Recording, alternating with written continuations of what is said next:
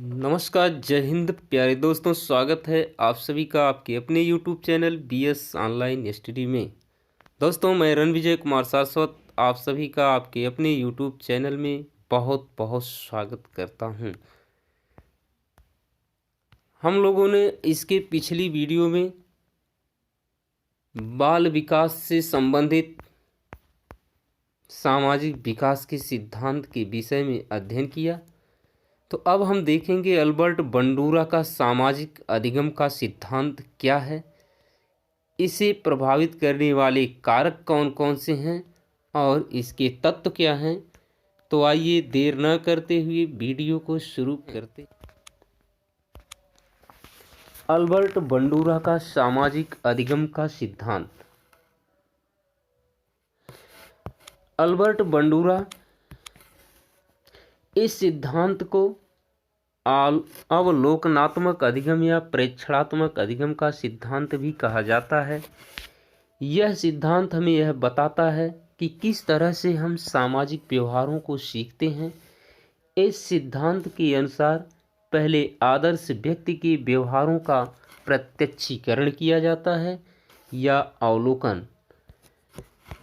इसके बाद यह व्यवहारों को स्मरण में लाया जाता है, फिर स्मरण में आए इन व्यवहारों से अनुकूलन स्थापित करके सामाजिक व्यवहार किया जाता है।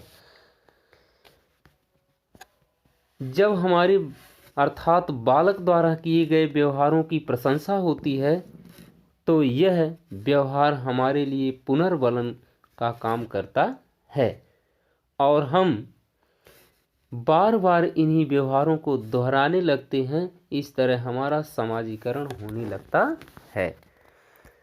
फिर देखिए, सामाजिक विकास को प्रभावित करने वाले कारक कौन कौन से हैं। तो सामाजिक विकास को प्रभावित करने वाले कारक, इसके संबंध में हॉरलॉक महोदय कहते हैं। कौन कहता है? हॉरलॉक। सामाजिक व्यवहारों को सीखना ही समाजीकरण है और सामाजीकरण से ही सामाजिक विकास होता है। परिवार, मित्र मंडली, पास पड़ोस, शिक्षण संस्थाएं, मनोरंजन के साधन इत्यादि समाजीकरण के साधन हैं। समाजीकरण या सामाजिक विकास को निम्न कारकों द्वारा प्रभावित किया जाता है या निम्न कारकों से प्रभावित होते हैं। अब देखिए, कारक कौन कौन से हैं जो सामाजीकरण को, सामाजिक विकास या समाजीकरण को प्रभावित करते हैं। तो इसके निम्नलिखित कारण हैं। अब देखिए, नंबर 1 कारण है परिवार या परिवार की स्थिति। नंबर 2 कारण है सामाजिक परिवेश या पास पड़ोस। नंबर 3 है मित्र मंडली।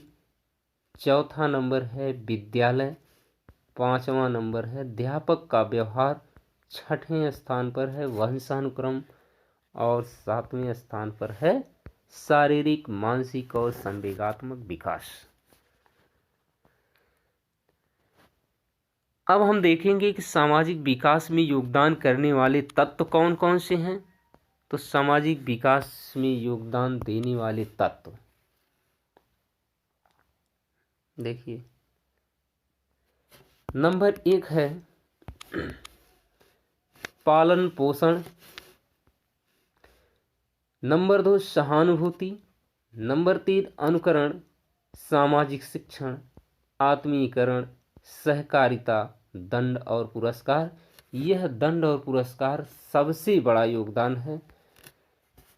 किसमें? सामाजिक विकास में योगदान देने वाले तत्वों में इसका स्थान सबसे बड़ा है, सबसे ऊंचा है। अब हम देखते हैं संवेगात्मक विकास क्या है। तो संवेगात्मक विकास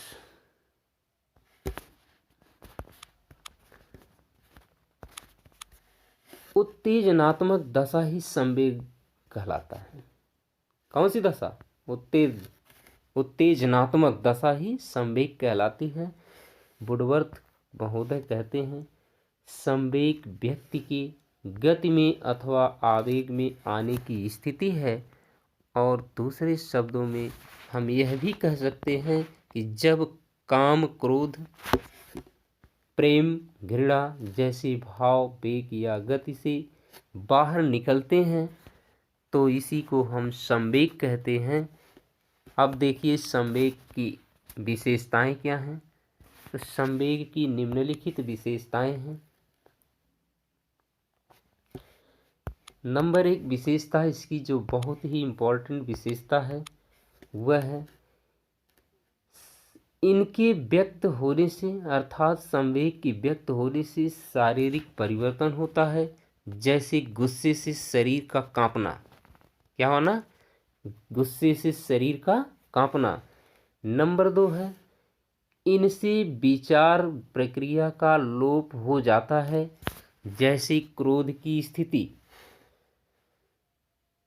अब देखिए इनमें क्रियात्मक प्रवृत्ति होती है, जैसे क्रोध करने पर थप्पड़ मारना।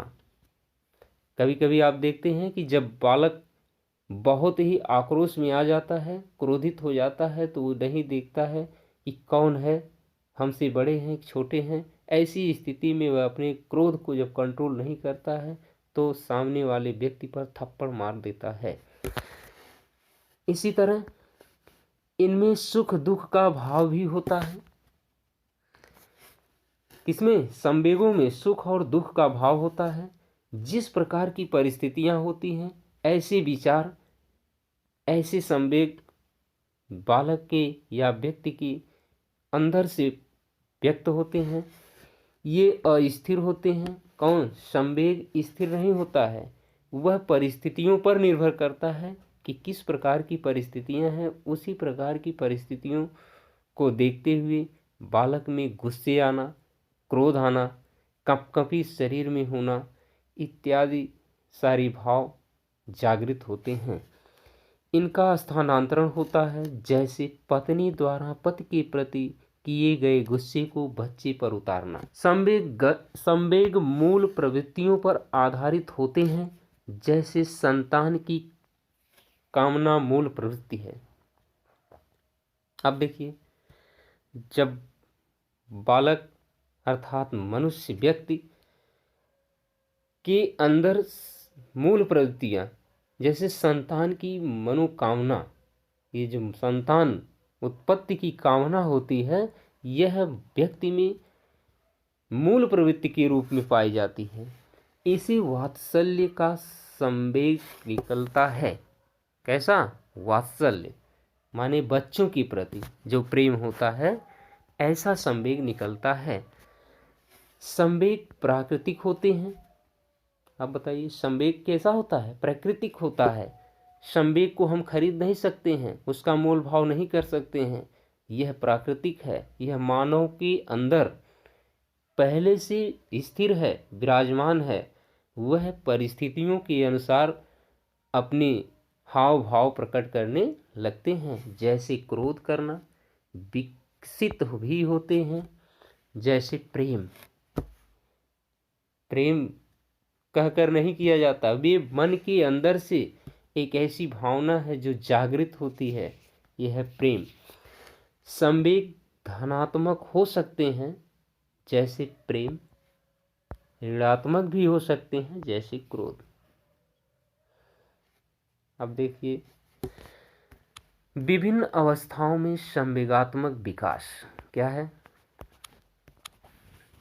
विभिन्न अवस्थाओं में संवेगात्मक विकास। संवेगात्मक विकास किन किन अवस्थाओं में पाया जाता है, तो अब हम देखते हैं।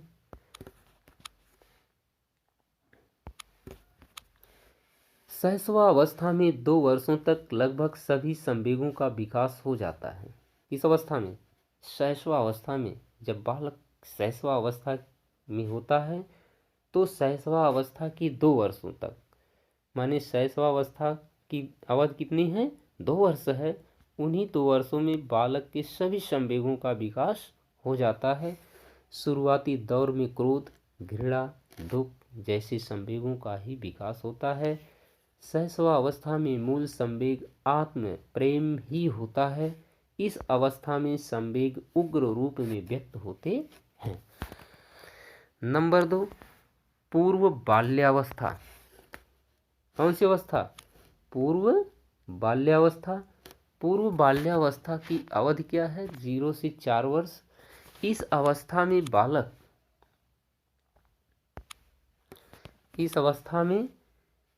बालक आत्म प्रेम का जो संवेग होता है वह काम भावना से प्रेरित होता है।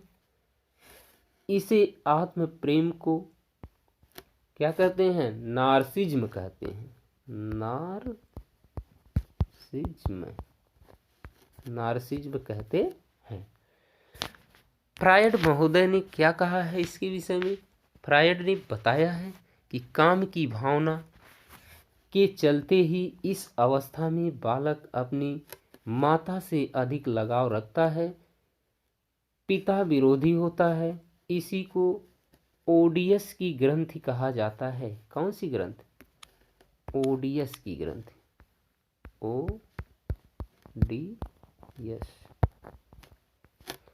ओडियस की ग्रंथि। ओडियस की ग्रंथि कहा जाता है। इसी ओडियस की ग्रंथि के कारण जो बालक होता है वह माता से अधिक लगाव रखता है और पिता से कम लगाव रखता है। ठीक उसी के विपरीत एक बालिकाओं में एक ग्रंथि पाई जाती है जो बालिकाओं को पिता के प्रति आकर्षित करती है। अब देखिए कौन सी ग्रंथि है?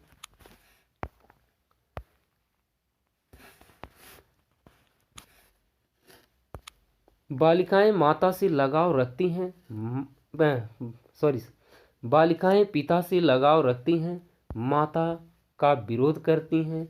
इसे इलेक्ट्रा ग्रंथि कहते हैं। कौन सी ग्रंथि? इलेक्ट्रा ग्रंथि।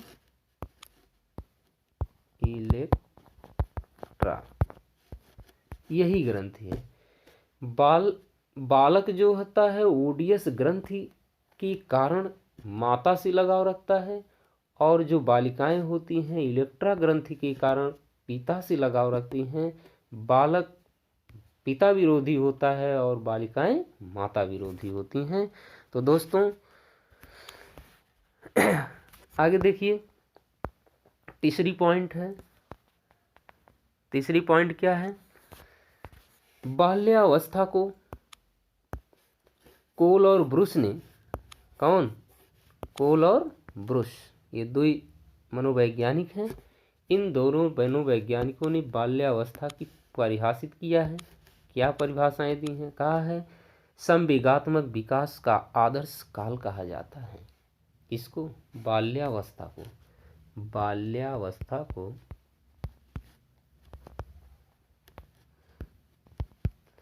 संवेगात्मक विकास का आदर्श काल कहा जाता है।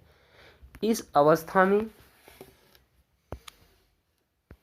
संवेगों को व्यक्त होने में सामाजिकता का तत्व मौजूद रहता है, इसलिए संवेग उग्र रूप में व्यक्त नहीं होते हैं।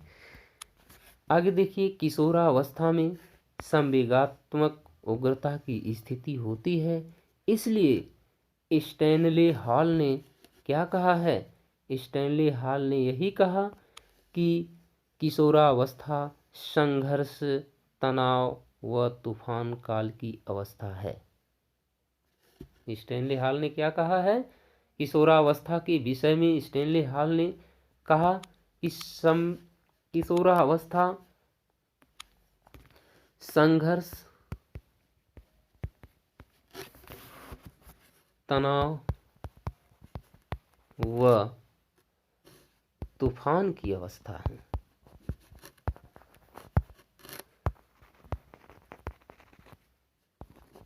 ठीक है, तो ठीक है दोस्तों, यदि वीडियो पसंद आई हो तो वीडियो को लाइक, शेयर एवं सब्सक्राइब करें तथा घंटी वाली बटन को अवश्य दबाएं, जिससे कि वीडियो की आने वाली नोटिफिकेशन आप सभी को मिलती रहे। धन्यवाद। जय हिंद। वंदे मातरम। नमो बुद्धाय।